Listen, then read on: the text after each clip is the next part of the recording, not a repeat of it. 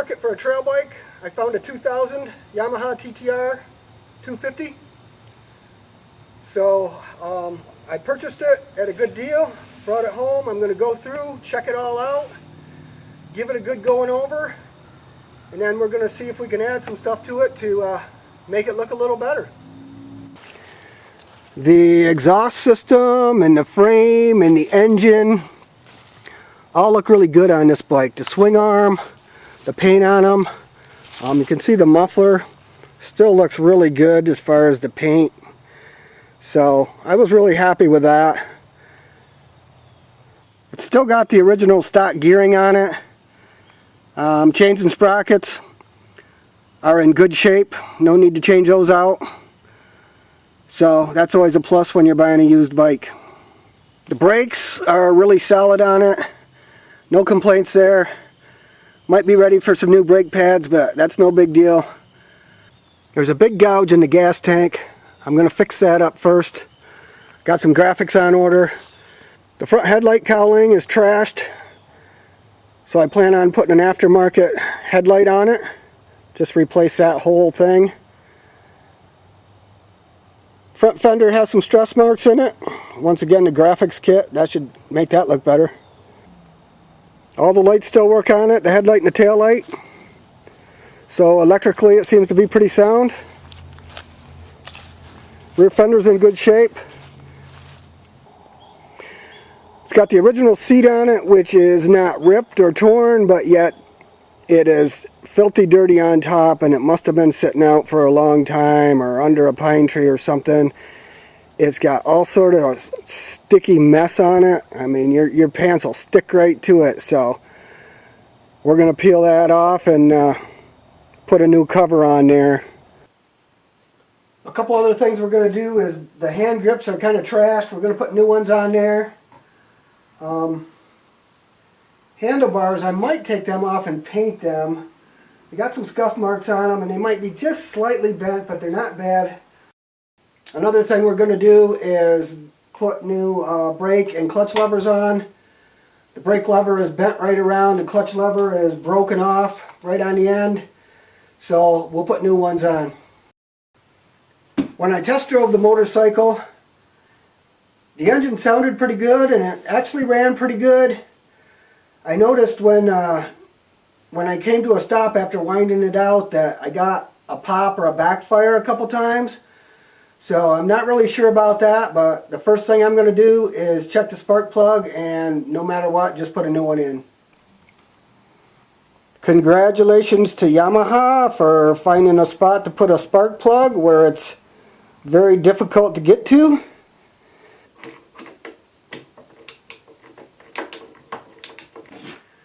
Well, the bike has at least the correct plug in it, NGK CR9E. And I was lucky enough to find that at AutoZone, so I got a brand new one here.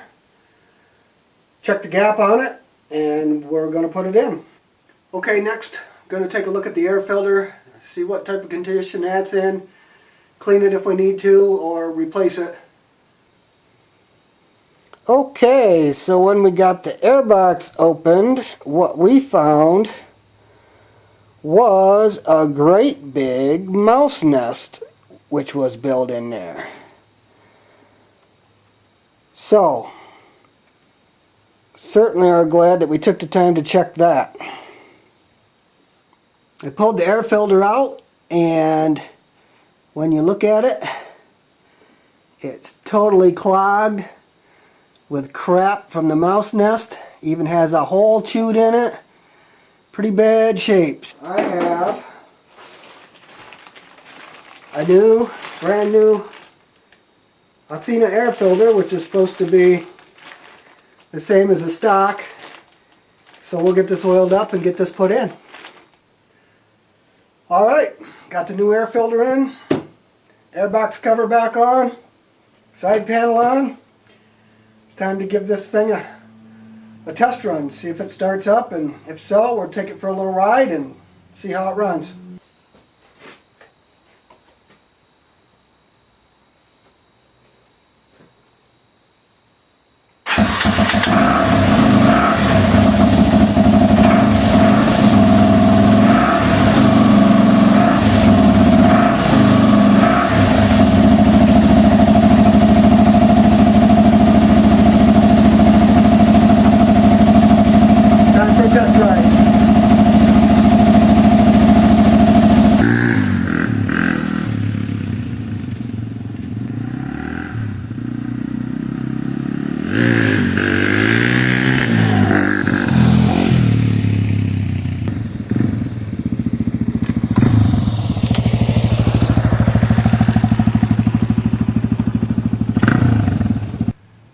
I'm riding it around a little bit here. I'm still hearing a pop every now and then.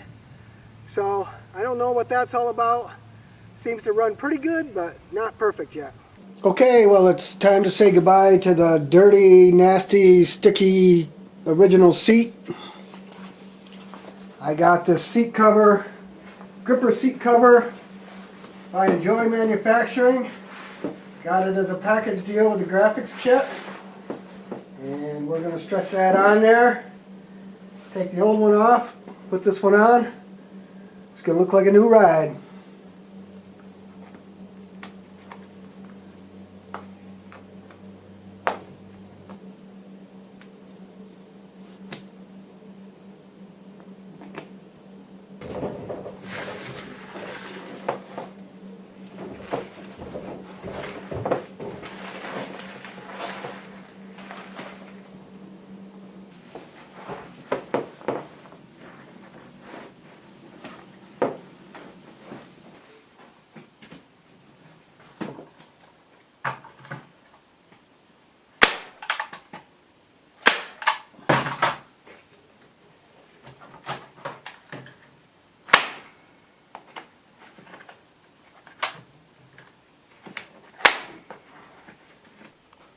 And there we have it. New seat cover by Enjoy. Looks pretty good. Tonight, I want to work on the graphics a little bit. Get the plastics looking better. I pulled it outside to at least do the tank because it's been so humid here that it's actually sweating being inside my shop. So it's a little bit cooler and less humid outside. So I'm going to at least do the tank out here. I actually purchased 2 different graphics kits that are available. One of them by Enjoy Manufacturing, the other one by Flu Designs. I kind of liked a little bit from each of the kits, so I'm going to combine them to get the best of both worlds and make it into what I want it to be. I'm using the Flu graphics for the tank. Went on pretty nice. Not too many problems. I'm not going to give any instruction on putting graphics on. There's a lot of good videos on YouTube for that, and I certainly am not experienced enough to give lessons, so. Tank graphics are on. It's looking better already. No major catastrophe there, so looking good. I'm going to pull this back in the shop. It's October now and I got very little light after work, so I'm going to have to finish the rest of it up in the shop.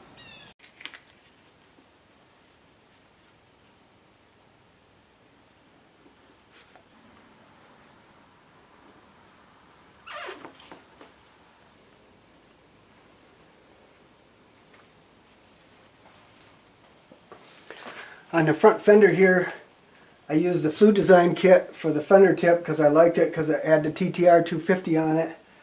And then the Enjoy Manufacturing they gave me for the back curve portion of the fender. And they fit together real nice. There was just a little bit of extra clear on the Enjoy sticker and I was able to trim it right to the design of the Flu. So they fit right in there nice and looks pretty good. So lastly, we're going to put the graphics on the swing arm. I'm going to use the ones from the Enjoy kit because they're a little thicker, a little more heavy duty. It's probably going to take some abuse down here. They're just a little bit wider than the swing arm. So I'm going to line up the edge and then trim so you don't have it bending over just slightly where it's probably going to peel up if you do that. That way it's all laying flat on there. The Enjoy graphic kit came with graphics for the number plate, your choice of number. I chose 270 because that's the caliber of deer rifle I use. So if the number on your dirt bike matches the caliber of your deer rifle, you might be a redneck. Tonight I'm going to try to get the headlight replaced. I bought an aftermarket in white off Amazon. I think it was like 25 bucks. The graphics kit that came with the number on it, they gave me one for the cowling, but obviously it's not the correct shape and size because it was supposed to go on the original cowling. But with a little bit of shaping and trimming, I was able to get it to go on there. So I think it's going to look pretty good, and we're going to roll with it. This one has, it looks like maybe a high and a low beam on the main bulb, plus another auxiliary bulb on it.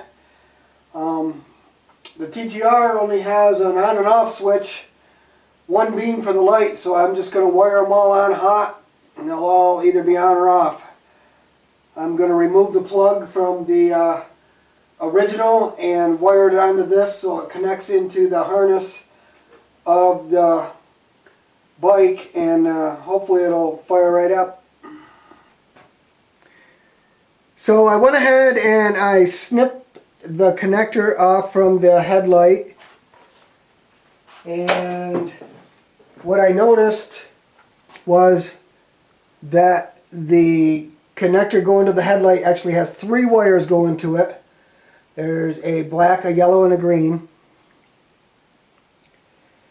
And so what I noticed, that coming from the harness, from the battery power, they're really only using 2 of those connectors. So the green wire is not even being used. So I put a voltmeter on the 2 contacts that were being used, turned the switch on, turned the headlight on, and found out that this black wire that's kind of by itself here is the ground, and the one that's in the protective coating, there's actually 2 white wires going to the same connector, is your positive 12 volts. So we will just wire that up accordingly. Okay, I threw a couple pieces of shrink tube on first. Now I twisted up my ends, and I'm actually going to solder them now so that I have the best connection possible.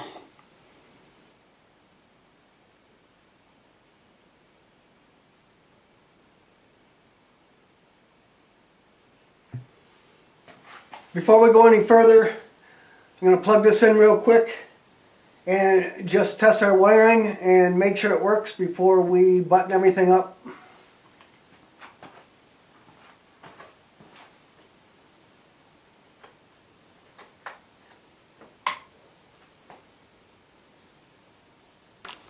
We're going to use our quick fire heat gun to shrink the tubing on there. The headlight kit came with these rubber bungee straps for mounting it on there. I read a lot of reviews online, and a lot of guys were saying that they didn't work for them, so they ended up just biting a bullet and just tie wrapping the headlight on. But I'm actually finding where they fit and work pretty well on this model of bike, so I'm going to give them a try. Probably add a tie wrap just to secure everything and hold it in case they come undone, but they seem to be working pretty good for me.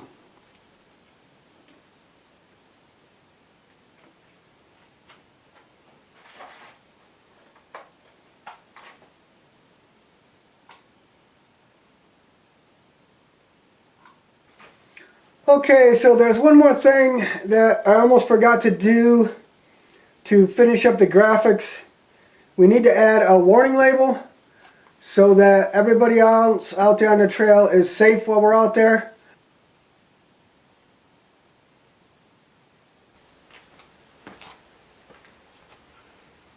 Alright, I'm home from work and I'm back at it. Tonight's mission is going to be to remove the old school fork seal rubber guards and put on these newfangled seal savers in place of it. So to do that, I'm going to have to pull the tire off and drop the fork tubes down so I can get these down over it.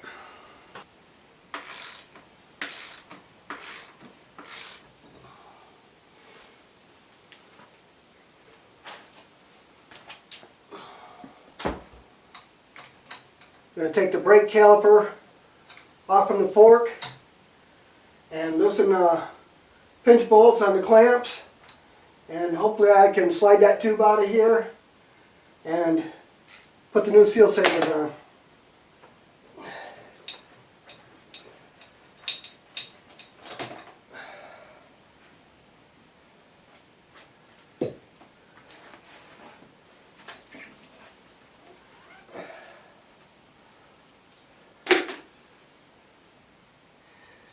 There's no sign of the fork seal leaking oil right now, so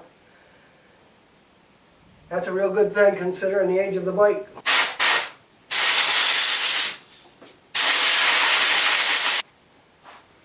I watched a guy from the Seal Saver company demonstrate how to put these on. He actually folded the Seal Saver out and up a little bit and then slid it down and over the bottom portion of the fork. So I'm going to give that a try.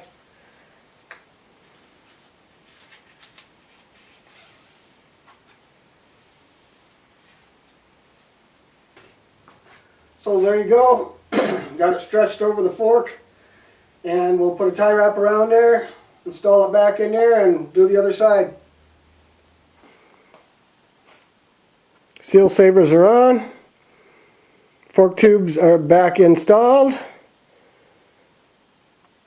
Wheels back on. Mission accomplished.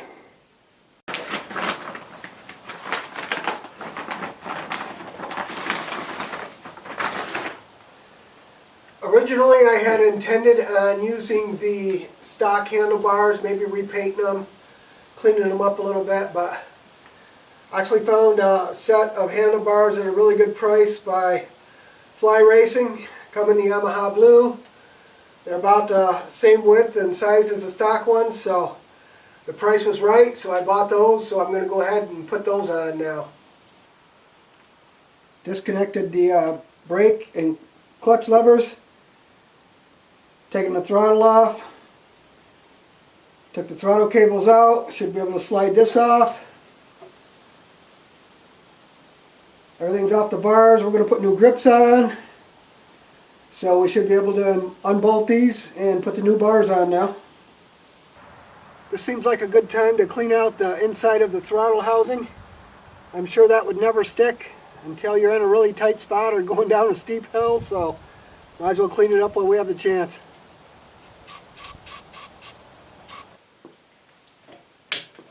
Okay, off with the old. And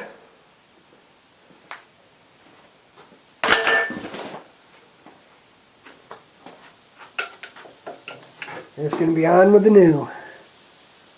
And they are going to look nice.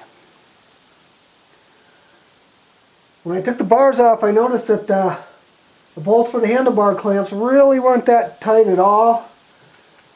So just a reminder, when you buy a used dirt bike, go through and check bolts and stuff. Don't just go out and ride it.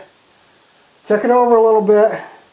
Tighten things up before you go out and ride it. It'll be a lot safer. So yeah, those are going to look pretty good on there. I think I paid 28 bucks for those. And they came with the crossbar pad included. So really not a bad deal at all. I don't think I can go wrong with them. The throttle fit a little tight. But then I noticed that there was a protective plastic coating around here, so I took that off and everything looks good.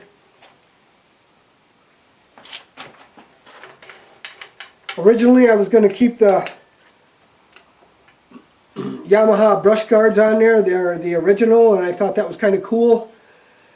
But I ended up ordering some aftermarket Deflex brush guards, so I'm going to be taking these off. So I know when they come in that I'm going to have to make sure that this throttle goes up past the end of the bar so that the brush guard can bolt in the end of the bar. So looks like I can do that pretty easy, but first I'm just going to clean up the end of this and deburr it all. Make sure that everything is flat and fits nice and doesn't bind.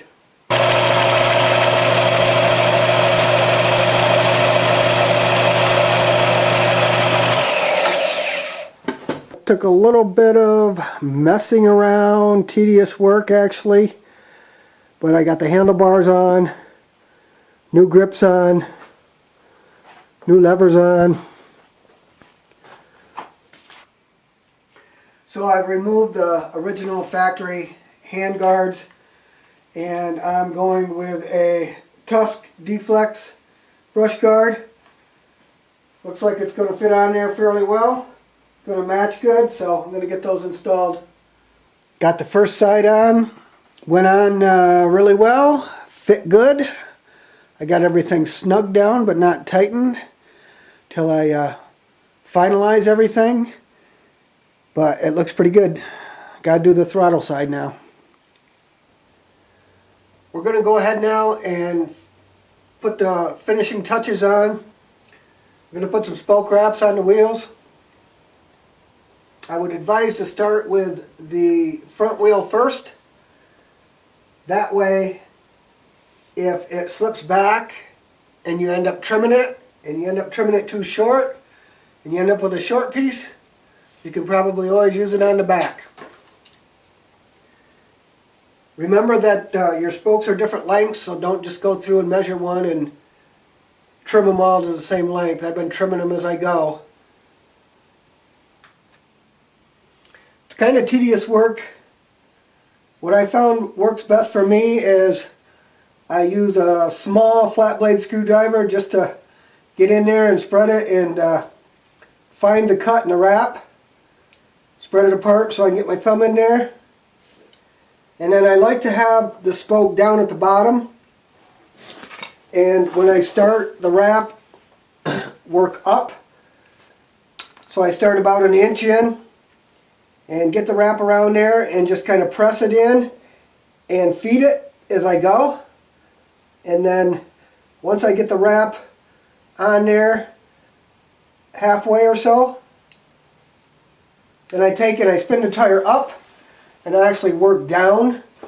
Makes it a little easier and you can see a little bit better. And then once you get it all on there, I run it right up to the spoke nut. And I take a razor knife and I'll trim it right back to the nut.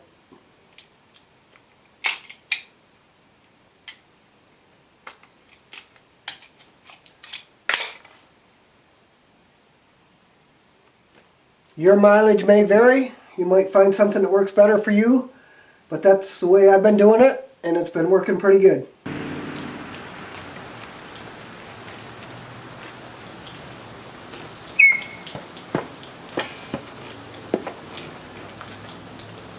There we are. It's the final version. Ready to hit the trail. Okay, I'm gonna do a quick walk around. Kind of get a final look at everything I've done.